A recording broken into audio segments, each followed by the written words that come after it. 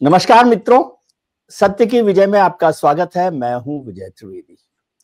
देश की सबसे बड़ी विपक्षी पार्टी कांग्रेस में इस समय काफी हलचल है, काफी एक्टिविटी चल रही है। हालांकि राहुल गांधी जी तो लगातार वोट चोरी का, एसआईआर के मुद्दे को लगातार उठाते रहे। वो पिछले चुनाव में, बिहार के चुनावों में उन्होंने एसआईआर का मुद्दा उठाया, वोट चोरी का मुद्दा उठाया। लगातार वो कोशिश कर रहे हैं, चुनाव आयोग पर हमलावर हैं। लेकिन उससे ज्यादा पॉलिटिकल एक्टिविटी बिहार के बाद अब कर्नाटक में चल रही है, जहां कांग्रेस की सरकार है। कांग्रेस की सरकार आपको पता ही है कि 3 राज्यों में इस समय चल रही है, कर्नाटक में है, हिमाचल में और तेलंगाना में है।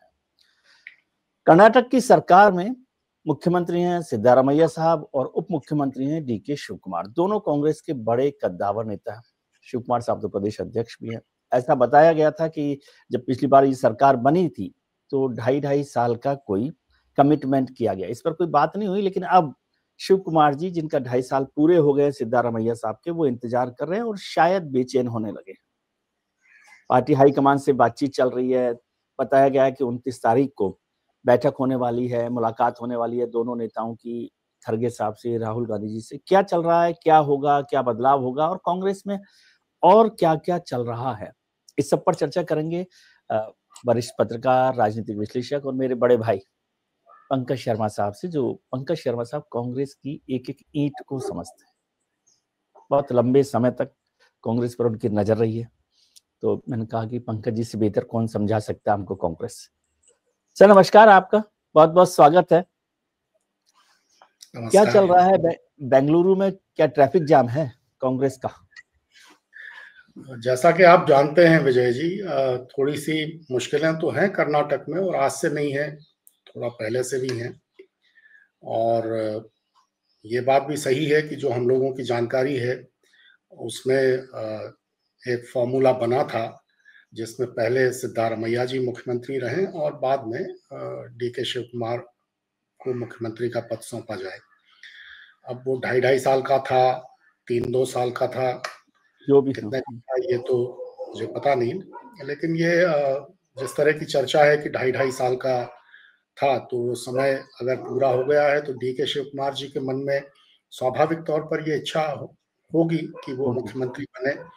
और वो एक तरह से मजबूत नेता हैं कर्नाटक के, कांग्रेस में उनका अपना एक स्थान है और कांग्रेस के लिए उनका काम भी है, उनका त्याग भी है, परेशानियां भी उन्होंने कांग्रेस की वजह से झेली हैं। तो एक तरह से दावा तो उनका बनता है, तो इसलिए अगर उनके समर्थक ये चाहते हैं कि उनको बनाया जाए तो उसमें मैं कुछ गलत भी नहीं मानता हूँ। और मेरी व्यक्तिगत राय ये है कि सिद्धारमैया जी को इस मामले में थोड़ा बड़ा दिल दिखा करके और ये करना चाहिए कि आगे शिव कुमार जी काम चलाएं उनके मार्गदर्शन में, और उनकी अपनी एक, सिद्धारमैया जी की तो महत्वपूर्ण भूमिका रहनी ही है और वो हमेशा रहेगी। तभी अब जैसा आपने जिक्र भी किया, 29 नवंबर को बुलाई है कांग्रेस अध्यक्ष मल्लिकार्जुन खड़गे जी ने, बैठक बुलाई है। और उसके पहले मुझे लगता है कि वो सोनिया गांधी जी से और राहुल गांधी से बातचीत करके इस मसले का कोई ना कोई हल निकालेंगे। आपको लग रहा है कि हल निकल जाएगा? और आपने एक बात कही कि जी, आप बोलिए। हाँ, मुझे लगता है कि हल निकल जाएगा, क्योंकि इसमें मैं ये देखता हूँ कि शिव कुमार जी का जो रुख है वो शुरू से सकारात्मक रहा है। उन्होंने अपना एक तरह का, चूंकि ये तय हुआ था फॉर्मूला, तो वो अपना एक तरह का दावा तो मानते हैं, लेकिन उस दावे को झपटना चाहते हैं या उसके लिए कोई बहुत आउट ऑफ द वे जाकर कुछ करना चाहते हैं, ऐसा उन्होंने कभी जाहिर नहीं किया है, ना ऐसा कभी जिक्र किया है। और उनका हमेशा ये कहना रहा है कि जो भी कांग्रेस का शीर्ष नेतृत्व तय करेगा मैं उसके लिए तैयार हूँ। लेकिन वो बार बार ये याद भी दिलाते हैं, तो जाहिर है कि बनना तो चाहते हैं, लेकिन वो किसी तरह की अनुशासनहीनता करें ऐसा मुझे नहीं लगता है। देखिए सर, जैसे सिद्धारमैया साहब को हम देख रहे हैं, पिछले दिनों जब मेरे ख्याल से 3-4 महीने पहले, 6 महीने पहले भी ये बात आई थी कि जब 2.5 साल पूरे हों तो उनको छोड़ना चाहिए। तो उस समय वो जातिगत जनगणना के कार्ड को लेकर आए और बताया कि भाई ओबीसी जो है कर्नाटक में, वो सबसे बड़ा ग्रुप है और उसको सिद्धारमैया साहब रिप्रेजेंट करते हैं। उसका मायने ये समझा गया, पॉलिटिकल मायने, कि भाई उनके पास है सारी पॉलिटिकल जो सपोर्ट है या लॉयल्टी है और उनको हटाना मुश्किल होगा। और अभी दूसरी बात उन्होंने कही, राहुल गांधी जी के नाम को लेकर कोई प्राइवेट जॉब्स में जो रिजर्वेशन है उस मुद्दे को मैं आगे बढ़ाना चाहता हूँ। कुछ दिनों से तक तो वो कहते रहते कि कोई ऐसी चर्चा ही नहीं हुई है 5 साल वाली, या नहीं हुई है, मैं 5 साल ही रहूंगा। आपको लगता है कि इतना आसान है सिद्धारमैया साहब का छोड़ना? आसान नहीं है, इसीलिए मैंने कहा कि सिद्धारमैया जी को बड़ा दिल दिखाना चाहिए। जहाँ तक मेरी जानकारी है कि कर्नाटक के मामले में ये तय नहीं हुआ था कि पूरे 5 साल सिद्धारमैया जी रहेंगे, क्योंकि जब सरकार बनी थी तो डीके शिव कुमार तब भी एक बहुत ही सशक्त दावेदार कंटेंडर। थे। जी। हाँ, और उन्होंने उन्होंने अपना दावा एक तरह से छोड़ा सिद्धारमैया जी के पक्ष में। तो जब छोड़ा तो जाहिर है कि कोई न कोई बात हुई होगी, कोई न कोई आपस में एक ऐसा तालमेल का समीकरण बैठा होगा जिसकी वजह से छोड़ा। आपको याद होगा कि छत्तीसगढ़ में भी भूपेश बघेल और टीएस सिंहदेव जी के ये बीच समझे। 2.5 साल के बंटवारे की बात हुई थी। वैसे आपकी जानकारी के लिए मैं बताऊं कि मेरी निजी जानकारी है कि वो बंटवारा 2.5 साल का नहीं था, वो था 2 साल और 3 साल का। पहले 2 वर्ष भूपेश बघेल और और 3 बाद साल के 3 वर्ष सिंहदेव जी। सिंहदेव साहब। हाँ, सिंहदेव जी चाहते थे दरअसल कि पहले उनको बनाया जाए, क्योंकि वो उम्र में वरिष्ठ हैं। तो उन्हीं ने वरिष्ठ। ये प्रस्ताव रखा था कि मुझे 2 वर्ष के लिए बना दें और बाद में भूपेश बघेल जी 3 वर्ष के लिए रहें। ढाई-ढाई नहीं, वो 3 साल के लिए रहें, लेकिन पहले 2 साल के लिए मुझे बना दें। तो प्रचलन में ये बात आई कि ढाई-ढाई साल है, ढाई-ढाई साल है, लेकिन वो था 2 और 3 साल। लेकिन फिर ये हुआ कि भूपेश बघेल पहले बने। भूपेश बघेल जब पहले बने तो सिंहदेव जी ने सोचा कि चलिए 2.5 साल बाद ही सही मुझे बनाया जाएगा। समझे। अब छत्तीसगढ़ में वो हो नहीं पाया, तो वहाँ भी जैसे सिद्धारमैया जी तरह-तरह के अड़ गए। तर्क दे के अड़े हुए दे हैं, रहे। वैसे भूपेश बघेल जी ने भी बहुत सारे तर्क दे करके और आखिरकार उन्होंने अपने 5 वर्ष पूरे किए। तो इससे एक कर्नाटक के मामले में अगर इस तरह का फॉर्मूला बना है, जो मुझे लगता है कि बना ही होगा, तो उसमें डीके शिव कुमार जी के मन में ये बात उठना स्वाभाविक है कि कहीं ऐसा तो नहीं होगा कि छत्तीसगढ़ की तरह यहाँ भी कहने को जब मतलब शुरू में सरकार बनी तो कुछ कह दिया गया और अब फिर पूरे 5 साल सिद्धारमैया जी रह जाएँ। अगर ऐसा हुआ तो मुझे लगता है कि डीके शिव कुमार जी भले ही संतोष कर लें, लेकिन उनके जो समर्थक विधायक हैं, उनके जो बाकी समर्थक हैं, वो थोड़ा-सा इस मामले में अच्छा महसूस नहीं करेंगे। अच्छा, मैं सर छत्तीसगढ़ पर मैं आता हूँ, वो तो और फ़ॉर्मूला और जगह पर भी है, लेकिन पहले शिव कुमार जी और कर्नाटक को ही समझना। आपने कहा कि उनके समर्थक भी नहीं समझेंगे। आपने एक बात का ज़िक्र किया कि शिव कुमार जी ने कांग्रेस के लिए परेशानियाँ झेली हैं।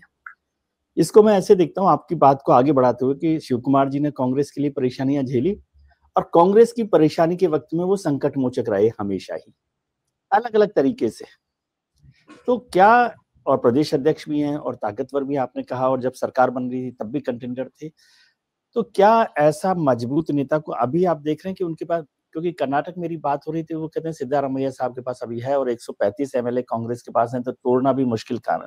क्या टूटने का या शक्ति प्रदर्शन की जैसी कोई संभावना आप देख रहे हैं शिव कुमार जी को लेकर?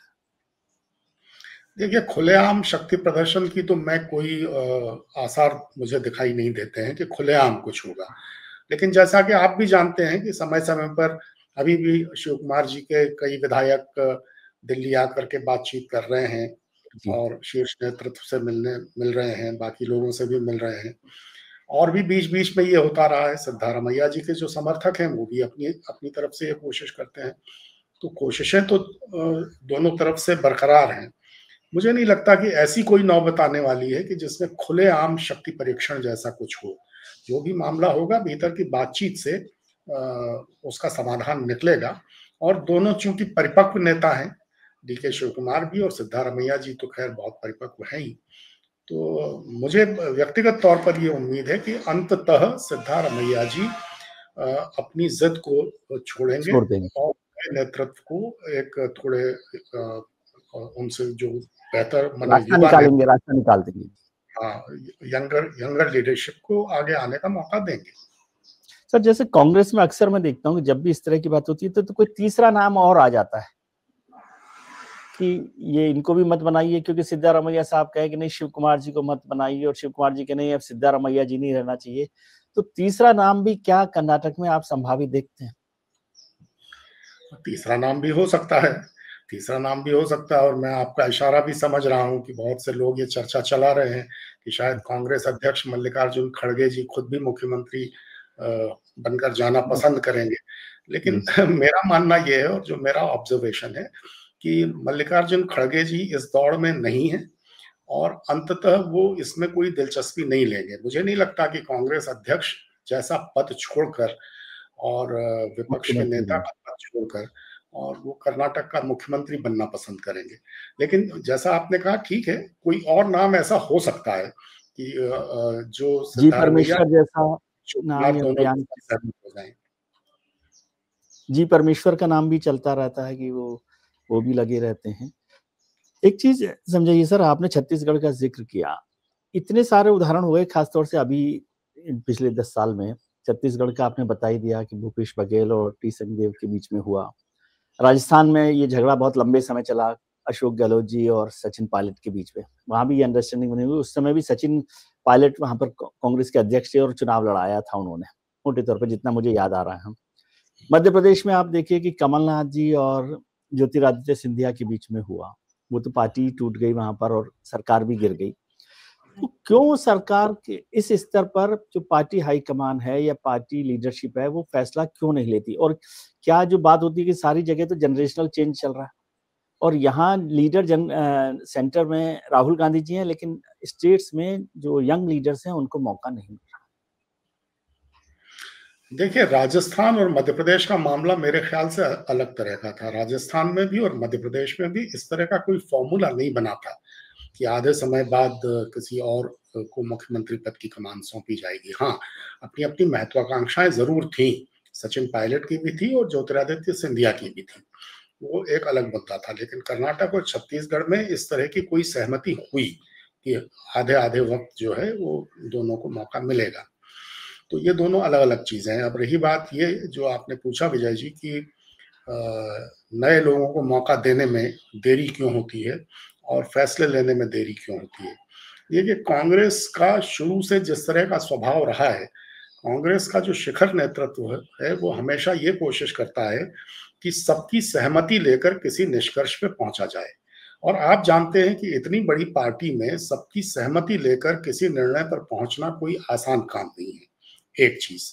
दूसरी चीज मैं ये भी कहना चाहता हूं कि कई मामलों में जो शीर्ष नेतृत्व है उसकी जो दृढ़ता है, जो दृढ़ निश्चयी स्वभाव होना चाहिए किसी फैसले को लेने में, खासकर व्यक्तियों के संबंध में, उनको कमान सौंपने के संबंध में, वो हो नहीं पाता है।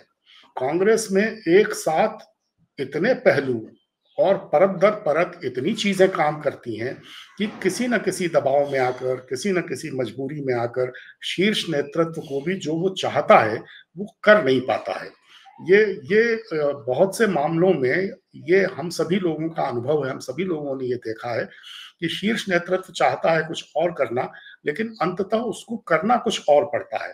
तो अब आप इसको शीर्ष नेतृत्व की कमजोरी कह लीजिए, या आप इसको आंतरिक लोकतंत्र की मजबूती कह लीजिए, या आप इसको मान लीजिए कि सबको साथ लेकर चलने में कांग्रेस जैसी बड़ी पार्टी को और उसके बड़े दिल वाले शीर्ष नेताओं को जिस तरह के कष्ट झेलने पड़ते हैं, ये सब उसका नतीजा है। और कांग्रेस है जी जी आप कंप्लीट करें। मैं कह रहा था, और कांग्रेस ने इसका खामियाजा भी समय समय पर भुगता है। आज जो कांग्रेस की स्थिति है वो इस कारण से भी है कि सही समय पर जो ठोस फैसले लिए जाने चाहिए थे वो शायद उस तरह से नहीं लिए जा सके। तो इसको एक तो ये समझा जा सकता है, जैसे छत्तीसगढ़ मध्य प्रदेश का भले ही आप कहें कि समझौता नहीं हुआ था, लेकिन उसके नतीजे तो बहुत अच्छे नहीं रहे। तो अक्सर कहा जाता है कि भाई दूध का जला छाछ को फूंक फूंक कर पीता है, यहाँ तो छाछ भी जल गई, दूध को छोड़िए। दूसरी बात, ये परसेप्शन से बिल्कुल कंट्राडिक्शन है जो आप बात कह रहे हैं। भारतीय जनता पार्टी और दूसरी पार्टी, और एक जनरल इमेज भी है कि भाई वो तो एक डिनेस्ट पार्टी है, वंशवादी पार्टी है, और राहुल गांधी वहां के सर्वशक्तिमान वो हैं नेता। तो जब सर्वशक्तिमान नेता हो तो उसको फैसले में क्या दिक्कत हो सकती है? कोई चैलेंज आपको लगता है राहुल गांधी के फैसले को कोई चैलेंज कर सकता है? अशोक गहलोत, कमलनाथ, ज्योतिरादित्य सिंधिया, सचिन पायलट, या आज की तारीख में डीके शिव कुमार और इनको जोड़ लें हम लोग? हाँ, राहुल गांधी के फैसले को तो कोई चुनौती नहीं दे सकता है, लेकिन वो तो तब है ना जब राहुल गांधी फैसला ले लें। राहुल गांधी फैसला लेने की प्रक्रिया में जितना समय लेते हैं और वो चाहते हैं कि एक सर्वसम्मति हो जाए, सब जब सहमत हों तब मैं उस फैसले को लूं। भले मन में वो कोई फैसला लेना चाहें, लेकिन वो उस पर सबकी सहमति कराने की कोशिश जब करेंगे तो कैसे होगा। और मैं ऐसे बहुत सी मिसालें जानता हूं जिनमें राहुल गांधी सचमुच कुछ और करना चाहते थे, और मैं राहुल गांधी की बात नहीं करता, जब सोनिया गांधी जी थी कांग्रेस की अध्यक्ष तो वो कुछ और फैसला लेना चाहती थी, लेकिन कई तरह कई तरह की बातों को ध्यान में रखते हुए उनको फैसला कुछ और लेना पड़ा। तो ये कोई कोई नई बात नहीं है। ये राहुल गांधी सर्वशक्तिमान हैं, लेकिन राहुल गांधी सर्वशक्तिमान होते हुए भी चूंकि एक कंसेंसस की राजनीति करना चाहते हैं कांग्रेस के भीतर, तो उसमें उनकी कमजोरी जो है थोड़ी सी सामने आती है। और दूसरी चीज है जो मैं हमेशा कहता रहा हूं कि राहुल गांधी को अपने आसपास के सहयोगियों के चयन में थोड़ा ज्यादा सतर्कता से, थोड़ा ज्यादा सावधानी से और चौकन्नेपन से काम लेना चाहिए। जो मैंने पाया है वो ये है कि राहुल गांधी दृढ़ निश्चयी तो हैं, सर्वशक्तिमान भी हैं, लेकिन अपने आसपास के सहयोगियों के चयन में वो बड़े सहज विश्वासी हैं। जिस पर एक बार उनका विश्वास जम जाता है, आसानी से वो विश्वास दिखता नहीं। जब वो विश्वास दिखता है तो फिर हमेशा के लिए दिखता है, लेकिन तब तक इतनी देर हो चुकी होती है कि बीच में बहुत सी चीजें बिगड़ जाती हैं। ये है सबसे बड़ी समस्या। अब आपने स्पीच भी देखा होगा, बहुत से प्रदेशों में राहुल गांधी अच्छे से अच्छे लोगों को मौका देते हैं कि प्रदेश की राजनीति में उनको प्रभारी बनाते हैं। जब से राहुल गांधी आए हैं तब से उन्होंने बहुत सारे नए लोगों को मौका दिया, लेकिन अब इसको आप राहुल गांधी की विफलता मानेंगे या उन्होंने जिन नए लोगों को मौका दिया उनकी विफलता मानेंगे कि वो उस तरह के नतीजे नहीं दे पाए जिस तरह के नतीजों की उनसे उम्मीद की जाती थी। तो अब चयन प्रक्रिया में राहुल गांधी की थोड़ा सा खामी मान लीजिए, या कि मान लीजिए राहुल गांधी ने जिस पर विश्वास किया वो अगर अपने विश्वास पर खरा नहीं उतरा तो उसकी प्रतिबद्धता में, उसकी निष्ठा में, उसके होमवर्क में, उसकी मेहनत में कोई कमी थी। लेकिन अब इस सब का जो ठीकरा है, जाहिर है कि राहुल गांधी के सिर पर फूटता है।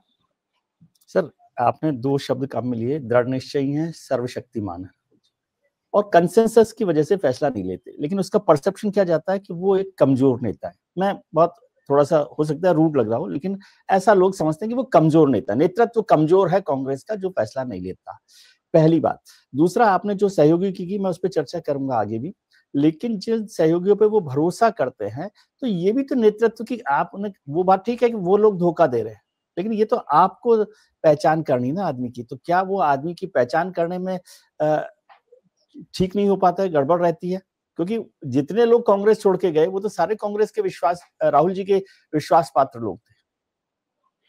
मैंने कहा ना विजय जी, वो सहज विश्वासी हैं, वो सहजता से विश्वास कर लेते हैं। उनको लगता है कि जिस तरह से वो विश्वास कर रहे हैं उसी तरह का विश्वास दूसरी तरफ से मिलेगा। वो नहीं मिला। अब ऐसे एक नहीं, बीसियों मिसालें पिछले कुछ आ गई वर्षों में सामने आई हैं। तो जी। ये एक बात है कि मैंने जो मैं कह रहा हूं कि जब तक विश्वास करते हैं, पूरा विश्वास करते रहते हैं, पूरी तरह आंख बंद करके विश्वास करते हैं, लेकिन अब जब रिजल्ट्स उस तरह के नहीं निकलते हैं, तब जब अविश्वास पैदा होता है तो हमेशा के लिए हो जाता है, पर बीच में चीजें बिगड़ जाती हैं। तो वही बात है, थोड़ा इसको उनके एक व्यक्तिगत स्वभाव की एक ये कमजोरी है, ये मैं मानता हूँ। वो दृढ़ निश्चयी हैं, जिस चीज को ठान लेते हैं वो चीज करते वो हैं। करते हैं। लेकिन उनको, मुझे लगता है कि उनको जिस तरह के सहयोगी चाहिए, जिस तरह की टीम उनको चाहिए, दुर्भाग्य ये है कि उस तरह की टीम उनको अब तक मिल नहीं पाई। उस तरह की टीम क्रिएट वो नहीं कर पाए, हो नहीं पाई। अब क्या है, ये तो एक अलग बात है। तो ये एक है, ये कमी और कमजोरी है। सर, आपने कहा, क्या आप कोई ऐसा एक आध उदाहरण दे सकते हैं? क्योंकि लोग तो मानेंगे नहीं ना। पंकज जी ने कहा तो अच्छी बात है, मैं मानता हूँ कि भाई कांग्रेस लीडरशिप तय करती है लेकिन फैसला कोई और होता है। क्योंकि सब तो ये समझते हैं, एक परसेप्शन बन गया देश भर में, पॉलिटिकल परसेप्शन, कि भाई सोनिया जी, राहुल जी, जो भी लोग आप कहते हैं, वो जो फैसला कर ले उसके अलावा तो कुछ नहीं होता। कोई ऐसा फैसला जो बदल दिया गया हो, जो सोनिया जी ने नहीं चाहा हो या राहुल जी ने नहीं चाहा हो? बहुत से हैं ऐसे। आप लोकसभा के टिकट बंटवारे के टाइम वक्त देखिए और राज्यों के टिकट बंटवारे के वक्त देखिए। राहुल गांधी की स्पष्ट ये राय थी कि जो नेता पुत्र हैं उनको उम्मीदवार बनाने में नहीं थोड़ा करा। वो हिचक हिचक रहे थे और उन्होंने आपको मालूम ही होगा कि कार्य समिति की बैठक तक में इस बारे में थोड़ा क्षोभ व्यक्त किया कि नेता खुद ही नहीं मान रहे हैं, मैं इसमें।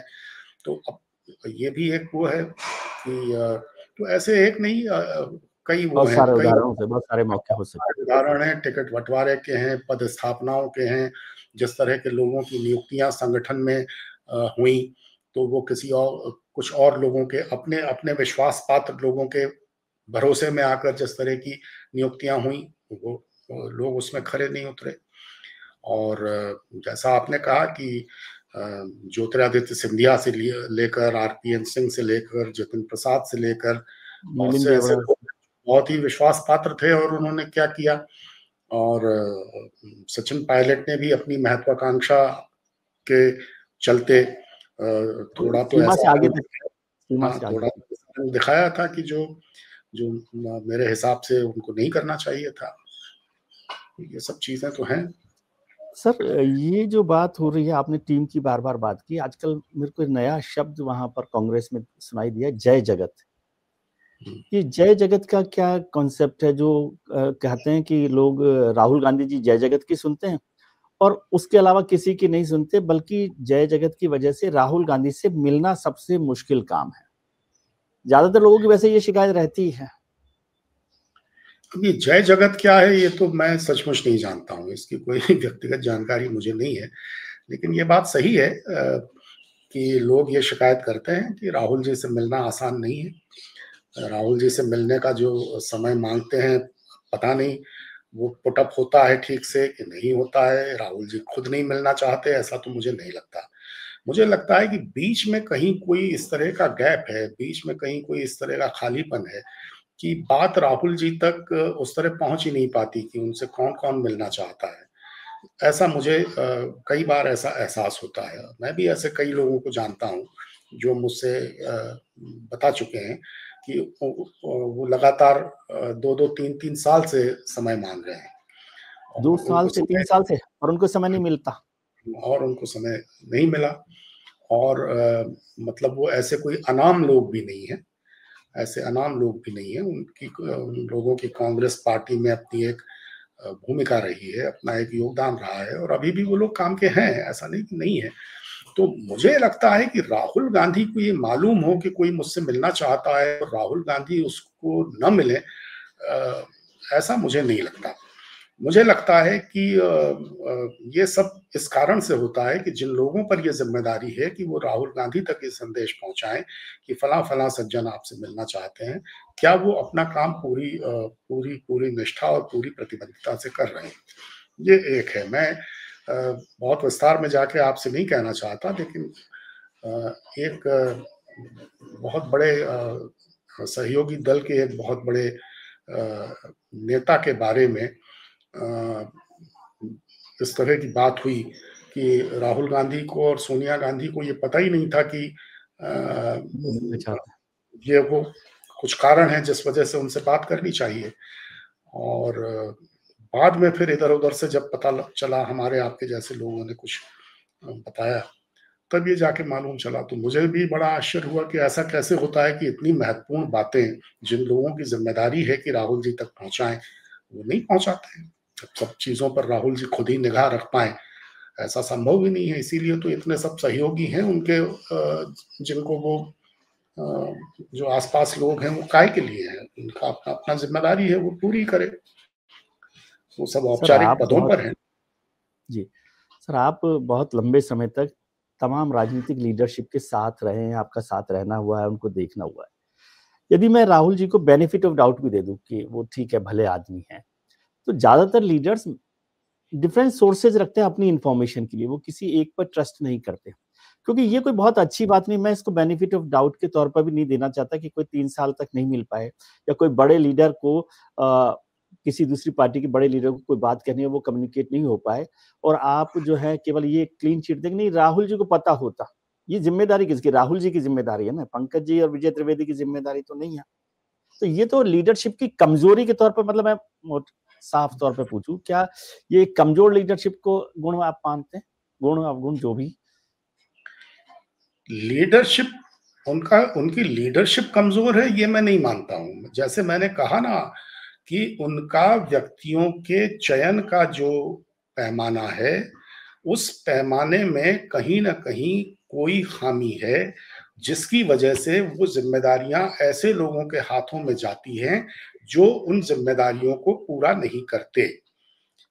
मुझे आज भी लगता है कि अगर राहुल गांधी को ये बात पता हो कि फला व्यक्ति ने अपनी ये जिम्मेदारी पूरी नहीं की, तो वो उससे सख्ती से निपटेंगे और उसको दुरुस्त करने की कोशिश करेंगे। लेकिन उनको इतनी सारी चीजों में उनका इन्वॉल्वमेंट होता है और इतना उनको जो है बहुत सी चीजों में वो उलझे रहते हैं कि मुझे लगता है कि जिन चीजों पर फोकस करके, जिन चीजों पर ठीक से ध्यान देकर उन्हें दुरुस्त करना चाहिए, उसके लिए उनके पास समय की कमी हो जाती है। ठीक है, चलिए मैं इस बात को मान लेता हूं, लेकिन पॉलिटिकल जो हमारा इलेक्टोरल सिस्टम है, डेमोक्रेटिक सिस्टम है, उसमें तो लीडरशिप होती है नंबर से। राहुल गांधी जी के 10 साल 20 साल जो भी आप लीडरशिप के मान लें, उसमें कांग्रेस का ग्राफ लगातार नीचे गिरा है। सोनिया जी ने उसको ऊपर बढ़ाया था 98 में आकर, और राहुल गांधी जी के नेतृत्व में बीजेपी ने तो ग्राफ बनाकर दिया कि 95 चुनाव हार गए राहुल गांधी जी के नेतृत्व में कांग्रेस। लगातार 3 बार लोकसभा चुनाव भी हारी। विधानसभाओं का हाल ये है। पंजाब में जो किया लीडरशिप संगठन के तौर पर भी पंजाब का नुकसान हुआ। हिमाचल में भी कुछ कुछ चलता रहता है, पता नहीं अभी ठीक है कि नहीं है। कर्नाटक आप देख रहे। तो और राहुल जी के लिए ये भी कहा जाता है भाई वो ईमानदार नेता, वो नहीं चाहते अध्यक्ष बने रहना या नेता बने रहना। तो फिर क्या कंफ्यूजन है? छोड़ दे, कहें कि केवल मल्लिकार्जुन खड़गे साहब करें। एक तो मुझे यही नहीं समझा, थोड़ा सा पहले ये भी समझा था कि कांग्रेस में हाई कमान कौन है, क्योंकि खड़गे साहब से जब भी बात होती है वो कहते हैं हाई कमान फैसला करेगा। अब राष्ट्रीय अध्यक्ष भी कहे कि हाई कमान फैसला करेगा, तो फिर कौन है हाई कमान? हाईकमान फैसला करेगा मतलब खड़गे जी का ये है अर्थ कि दो लोग और है ना भाई। एक लोकसभा में विपक्ष के नेता हैं और एक संसदीय दल की अध्यक्ष हैं, संसदीय दल की प्रमुख हैं सोनिया गांधी। तो कांग्रेस अध्यक्ष के अलावा कांग्रेस के संसदीय दल की प्रमुख और लोकसभा में विपक्ष के नेता, उनकी भी तो अपनी भूमिका होगी। तो मूलतः ये 3 लोग जो हैं, ये एक तरह से आला कमान है। खड़गे जी ज्यादातर फैसले अपने अपने आप करते हैं, पूरी स्वतंत्रता से करते हैं। लेकिन ठीक है, जो कई फैसले ऐसे होते हैं कि जिनमें सोनिया गांधी और राहुल गांधी की राय, इसलिए नहीं कि वो सोनिया गांधी और राहुल गांधी हैं, इसलिए कि वो संसदीय दल की अध्यक्ष हैं और वो लोकसभा में विपक्ष के नेता हैं। उस नाते कम से कम उनसे बातचीत तो होगी। और अगर उनको किसी और प्रदेश के मामले में वहां के प्रभारी महासचिव से या किसी से बातचीत करके कोई फैसला करना है, तो वो मल्लिकार्जुन खड़गे करेंगे। मुझे नहीं लगता कि मल्लिकार्जुन खड़गे को फैसले लेने में कोई स्वतंत्रता नहीं है और सब कुछ राहुल जी तय करते हैं। तो इसलिए या तो राहुल गांधी उनको करने दें, सब कुछ छोड़ दें। सब कुछ छोड़ने का मतलब क्या है? संगठन अपनी जगह है, लेकिन उसके साथ में लोकसभा, राज्यसभा, संसदीय दल, प्रदेशों की अपनी प्रदेश कांग्रेस समितियां, वो एक पूरा जो एक पूरी जो एक बिसात है, उसको देख करके फैसले लेने पड़ते हैं। और कोई भी कांग्रेस अध्यक्ष अब तक यही करता रहा। नहीं, सोनिया इसको गांधी भी जब कांग्रेस की अध्यक्ष थी तब यही तो करती थी। जी, अभी जो लोग हैं कहते हैं, आप उसको ठीक से समझा सकते हैं क्योंकि आप कांग्रेस को, लीडरशिप को बहुत अच्छे से समझते हैं। यदि मल्लिकार्जुन खड़गे से कोई कांग्रेस का लीडर ही मिलता है अपनी शिकायत लेकर, तो वो कहता है कि राहुल जी के पास जाइए। सोनिया जी के पास मिलता है तो वो कहते हैं राहुल जी के पास जाइए। राहुल जी कहते हैं कि वेणुगोपाल जी के पास जाइए। वेणुगोपाल जी कहते हैं कि अध्यक्ष जी के पास जाइए। और ये बोलने में तो 30 सेकंड की बात है, उसमें 3 साल भी लग जाते हैं। नहीं, मुझे लगता है कि खड़गे जी ये कहते होंगे कि राहुल गांधी के पास जाइए। अगर कोई इस तरह का महत्वपूर्ण मसला होता होगा तो अलग बात है। मैं आपको अपना व्यक्तिगत अनुभव बताता हूँ। मैंने कुछ वक्त पहले किसी चीज के लिए, मतलब कुछ वर्ष पहले जब बने ही बने थे खड़गे जी, उसके कुछ महीने बाद, तो मैंने सोनिया जी से किसी मामले में कुछ कहा, तो उन्होंने कहा कि आप खड़गे जी से जा करके बात करिए इस बारे में। हाँ, तो जबकि सोनिया गांधी चाहती तो फैसला लेकर के खड़गे जी को फोन कर सकती थी। तो ऐसा नहीं है, सारे सारे फैसले राहुल गांधी के पास आप जाइए, वो कहते हैं कि खड़गे जी से बात करिए। सोनिया गांधी के पास आप जाइए, यही तो बात हुई ना, बात करिए। मतलब कांग्रेस अध्यक्ष लेकिन को जो खड़गे एक जी तो फिर फैसला नहीं करते ना, करते हैं फैसला? कौन? खड़गे जी करते खड़गे हैं। जी करते हाँ करते हैं, खड़गे जी फैसला करते हैं। हैं। अच्छा, खड़गे तो जी अब फैसला करते हैं, और खड़गे जी के किए गए कई फैसलों में जो लोग सहमत नहीं होते हैं, तो वो इस बात का जिक्र करते हैं राहुल गांधी से और सोनिया गांधी से कि उन्होंने ये ठीक है, वो फैसला तो किया ठीक है, उसमें कोई बात नहीं है, वो हो सकता है, उस सिस्टम को मैं मानता हूँ। और ये जो इलेक्टोरल ग्राफ में डिक्लाइन है, इसके लिए आप राहुल जी को जिम्मेदार मानते हैं? देखिए, ये सामूहिक जिम्मेदारी है, राहुल गांधी की जिम्मेदारी है, राहुल गांधी इस जिम्मेदारी से बच नहीं सकते। लेकिन राहुल गांधी क्या करेंगे? आप एक बात बताइए कि जिस तरह से धर्म की, जात बिरादरी की, जिस तरह से पैसे की भूमिका जिस तरह की है, उन सब चीजों के चलते हुए अगर राहुल गांधी ये कहते हैं कि मैं ये सब नहीं करूंगा, ये सब किए बिना मैं चुनाव में जाऊंगा, तो फिर उसका जो नतीजा आएगा वो नतीजा आएगा। राहुल गांधी खुल के ये कह चुके हैं कि मुझे अगर इस तरह चुनाव जीतने हैं तो मुझे नहीं जीतने। पूरे पूरे जीवन भर भी अगर कांग्रेस नहीं लौटती है, पूरे जीवन भर भी मैं सरकार नहीं बना पाता हूं तो कोई बात नहीं, लेकिन जो आजकल के उपादान हैं चुनाव जीतने के लिए, उनका इस्तेमाल करके मुझे करना है तो मैं नहीं करूंगा। उसके बाद सही है गलत है, लोग इसको माने न माने, जो हमारे देश की निर्वाचन प्रणाली में, पूरी निर्वाचन प्रक्रिया में जिस तरह की चीजें उभर कर सामने आई हैं पिछले कुछ वर्षों में, अब वो पहले संदेह के तौर पर हैं, हालांकि उनके सबूत भी हैं, सबूत न भी माने तो पक्के संदेह हैं। तो इस तरह के माहौल में जो इलेक्टोरल परफॉर्मेंस है वो तो किसी भी राजनीतिक दल का नीचे जाएगा, क्यों नहीं जाएगा? नहीं, लेकिन ये तो कुल मिलाकर गुड कॉप बने रहने की भूमिका होगी ना। आप पॉलिटिकल पार्टी तो पॉलिटिकल पार्टी की तरह से चलती है सर। आप यूक्रेन और रूस का युद्ध हो और आप कहेंगे नहीं मैं तो तीर ही चलाऊंगा, भले ही रूस जो है मिसाइल चला दे, न्यूक्लियर मिसाइल, तो युद्ध की तरह से लड़े जाते हैं ना। ये कौन सा एक्सक्यूज है? नहीं, आप ये गुड कॉप बने रहना चाहते हैं, मतलब ये है कुल मिलाकर। नहीं, तो इसका मतलब यह है कि राहुल गांधी मूल्य आधारित राजनीति करना छोड़ दें, सिद्धांतों के आधार पर राजनीति करना छोड़ दें। अगर राजनीति का मतलब सिर्फ चुनाव जीतना ही है, जो कि 10-11 साल में हो गया है, कि किसी न किसी तरह कोई भी हथकंडा अपनाकर, कोई भी साम दाम दंड भेद छल प्रपंच करके चुनाव जीतना है। अभी जैसे आपने देखा विजय जी, अब ईमानदारी की बात तो यही है ना कि बिहार में चुनाव पूर्व 10,000 रुपए की रिश्वत दी गई वोट के लिए। हम तो उसको अब इलेक्टोरल आप, ब्राइब कहते ही हैं। मैं तो फ्रीबीज को इलेक्टोरल ब्राइब कहता ही हूँ। हाँ, लेकिन अब मेरा कहना क्या मतलब है सर कि जो पार्टी है, संगठन है, वो तो ये गुड कॉप के उससे नहीं चलता ना। देखिए, यदि मूल्य आधारित राजनीति करना चाहते हैं तो भी सत्ता में रहकर आप जब आ जाएंगे तब आप अपने रास्ते से चलाएंगे ना। मैं नहीं, बहुत पहले तो प्रैक्टिकल बात कर रहा हूँ। ये कहने के लिए बहुत अच्छा लगता है कि राहुल जी ऐसी राजनीति करना चाहते हैं, तो फिर बैठे वो संन्यास लें और लोगों को कहें कि आप चलाएं। और इसको मैं इसलिए तर्क नहीं मानता कि क्या कर्नाटक में सरकार बनाई तो आपने मूल्य आधारित राजनीति से बनाई कि नहीं बनाई, या बनाई, हिमाचल में कैसे बनाई, तेलंगाना में कैसे बनाई, और 52 से 99 पर कैसे आए। तो आप अपनी कमजोरियों को कवर मत दीजिए ना मूल्य आधारित राजनीति का। नहीं नहीं नहीं, मैं किसी चीज को कवर नहीं दे रहा हूं, लेकिन आपको नहीं कह रहा हूं मैं, राहुल जी के रेफरेंस में कह रहा हूं, आपको नहीं कह रहा हूं मैं, राहुल जी के रेफरेंस में बात कर रहा हूं। आज अगर कांग्रेस पार्टी या आज अगर राहुल गांधी वो तमाम हथकंडे अपनाने के लिए तैयार हो जाएं, तो कांग्रेस के लिए पहले से बेहतर नतीजे आ सकते हैं, इसमें तो कोई दो मत नहीं है। और ये सब जो हो रहा है ये इसीलिए हो रहा है। ठीक है, व्यावहारिकता कुछ भी कहती हो, व्यावहारिकता तो आप ठीक कह रहे हैं, ये कहती है कि पहले किसी भी तरह सत्ता में आ जाएं और उसके बाद में फिर मूल्य सिद्धांतों की जो बात करनी है करें।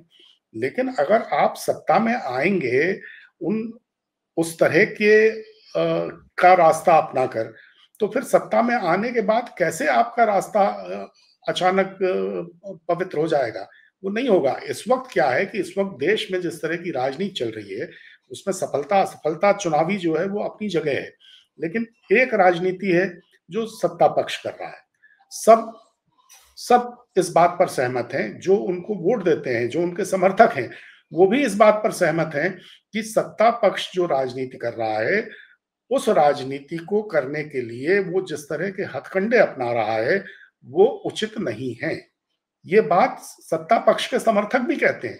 लेकिन वही जो आपने तर्क दिया कि भाई जब सरकार बनानी है, जब करना है, तो ये तो व्यावहारिकता है, हमको कोई एनजीओ थोड़े चलाना है, हम कोई यहाँ ये सब शंख बजाने, घंटी बजाने के लिए नहीं, सब तर्क है।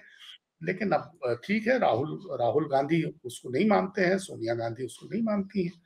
उनका मानना है कि जो दूसरे सरोकार हैं उनको पहले ध्यान में रखकर राजनीति सेकेंडरी है, पहली चीजें दूसरी है।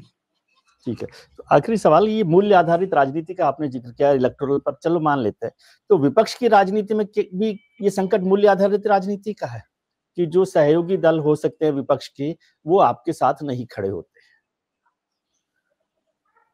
सहयोगी दल तो इसलिए कांग्रेस के साथ खड़े नहीं होते कि सहयोगी दल कांग्रेस की जमीन खाकर ही तो पनपे हैं। और जहां जहां वो कांग्रेस के साथ हो जाएंगे, अगर पूरे मन से साथ हो जाएंगे और अपने दांव पेश नहीं करेंगे, तो वहां कांग्रेस को अपनी खोई जमीन वापस मिलेगी, जिसमें क्षेत्रीय दलों को नुकसान होगा। तो वो क्यों खड़े होंगे? तो यही तो मैं कह रहा हूं कि जो राहुल गांधी हैं, या तो वो कांग्रेस को अकेले अपने मार्ग पर आगे बढ़ाएं। अगर सहयोगी दल ऐसा लगता है कि वो पूरी तरह अच्छे मन से कांग्रेस का साथ नहीं दे रहे हैं, तो राहुल गांधी के लिए भी ये जरूरी नहीं है कि वो नीम के पेड़ों में रोज रोज मीठा पानी देते रहें। क्या जरूरत है? अकेले चलना चाहिए, आप कह रहे हैं अकेले चलना चाहिए कांग्रेस को? मेरी तो व्यक्तिगत मान्यता शुरू से ये है कि अकेले चलना चाहिए। अब आप देखिए बिहार में क्या हुआ। बिहार में टिकट बंटवारे में जिस तरह कांग्रेस के साथ राष्ट्रीय जनता दल ने पूरी तरह अन्याय किया, तो उसको क्या कहेंगे आप? अगर आप साथ मिलकर लड़ रहे हैं, तो साथ मिलकर लड़ने में आपको एक दूसरे का ख्याल रखना पड़ेगा। इस तथ्य से तो इनकार नहीं कर सकते ना कि कांग्रेस है जिसकी अखिल भारतीय उपस्थिति है, और कोई लेकिन कांग्रेस बिहार में तो उपस्थिति नहीं है ना। नहीं, बिहार में उपस्थिति नहीं है तो उसको संतुलित करना पड़ेगा ना। अब ये है कि जो सहयोगी दल बिहार में है, उसको केंद्र में जब चुनाव हो, जब लोकसभा के चुनाव हो, तब भी पूरा हिस्सा चाहिए। उत्तर प्रदेश में जो हो तब भी उनको पूरा हिस्सा चाहिए, और जब वहां विधानसभा के चुनाव हो तो कहें आपका तो यहाँ कुछ है नहीं। तो ये भी कैसे चलेगा? इसका तो कोई ना कोई संतुलन बैठाना चाहिए ना। ये हाँ, इंडिया समूह तभी आगे बढ़ सकता है। हर जगह हम यहाँ भी रहेंगे, वहां भी रहेंगे, तो फिर कांग्रेस का क्या होगा? सर, आपकी बात से यदि मैं क्या गलत समझ रहा हूँ कि भाई राहुल जी चाहते हैं मूल्य आधारित राजनीति की जाए, अच्छे से की जाए, उसमें कोई बुरी बात भी नहीं है, और उससे कांग्रेस का भविष्य बहुत हो नहीं सकता, ये भी आप समझते हैं कि प्रैक्टिकल राजनीति में तो कांग्रेस ही क्या करे, कहीं दूसरा रास्ता देखें, या वो हरियाणा की बस की तरह से है राहुल जी की, या तो यूं ही चलेगी? देखिए, ऐसा है कि ये बात तो है, ये तो यूं ही चलेगी। अब जिसको रहना है रहे, जिसको नहीं रहना है न रहे। ये बात तो राहुल गांधी पहले से कह चुके हैं। मैं आपको बता रहा हूं कि राहुल गांधी को कोई हड़बड़ी नहीं है, बिल्कुल हड़बड़ी नहीं है। राहुल गांधी के लिए 5 वर्ष बाद केंद्र में सरकार बने और 5 वर्ष बाद बने, इससे राहुल गांधी की सेहत पर कोई फर्क नहीं पड़ता, क्योंकि उन्होंने ये तय कर लिया है कि उनको इसी तरह की राजनीति करनी है। सहयोगी दल साथ दें तो ठीक, न दें तो ठीक। कांग्रेस में जो लोग हैं उनको साथ दें तो ठीक, न दें तो ठीक। कांग्रेस की दिशा उन्होंने तय कर दी है। अब इस तरह की, और मैं आपको एक बात बताता हूं कि आज न सही, आज से 5 साल बाद सही, आज से 10 साल बाद सही, कांग्रेस इतनी मजबूत होकर उभर कर सामने आएगी कि कोई आज कल्पना नहीं कर सकता। अब ये बात आज इसलिए हास्यास्पद लगती है कि आज कुछ है नहीं, 10 साल 5 साल, मैं इससे ना इत्तेफाकी नहीं करता, लेकिन 25 साल कौन इंतजार करता है? राजनेता। हाँ, राजनेता नहीं करता है, लेकिन लोग हैं जो करते हैं। देखिए, मैं आपको बता रहा हूं, आप जो यूथ है उसमें कांग्रेस की पैठ बहुत तेजी से बड़े पैमाने पर बढ़ती चली जा रही है। अब आप सोचिए कि ये जो यूथ है, ये आज के 3 साल बाद, 5 साल बाद, 7 साल बाद इससे बीजेपी का बेस कमजोर होगा और कांग्रेस का बेस बहुत मजबूत होगा। उसके बाद कांग्रेस बहुत लंबे समय के लिए, जब तक वो यूथ 50, 60, 65 साल का नहीं हो जाता, तब तक के लिए बड़ी मजबूती से जिंदा होगी। पर आप ठीक कह रहे हैं, आज ये बात इसलिए हास्यास्पद लगती है कि आज तो कुछ है नहीं, आज आप 99, 100 पे पड़े हैं, तो बात कर रहे हैं कि 5 साल बाद ये होगा, 10 साल बाद होगा, कौन इतना इंतजार करेगा। ठीक बात है, राजनीति में इतना धैर्य लोगों के पास नहीं होता है, लेकिन राहुल गांधी तात्कालिक राजनीति करने के पक्ष में नहीं है, क्योंकि देश एक, विजय जी आप सोचिए, देश कोई माने न माने, वैचारिक चीजें अलग हो एक तरफ, सकती है, मतभेद हो सकता है। लेकिन देश एक ऐसी दिशा की तरफ बढ़ गया है जो भारत जैसे देश के लिए, इतने विशाल देश के लिए, इस तरह के अलग अलग संस्कृतियों वाले देश के लिए ठीक नहीं है।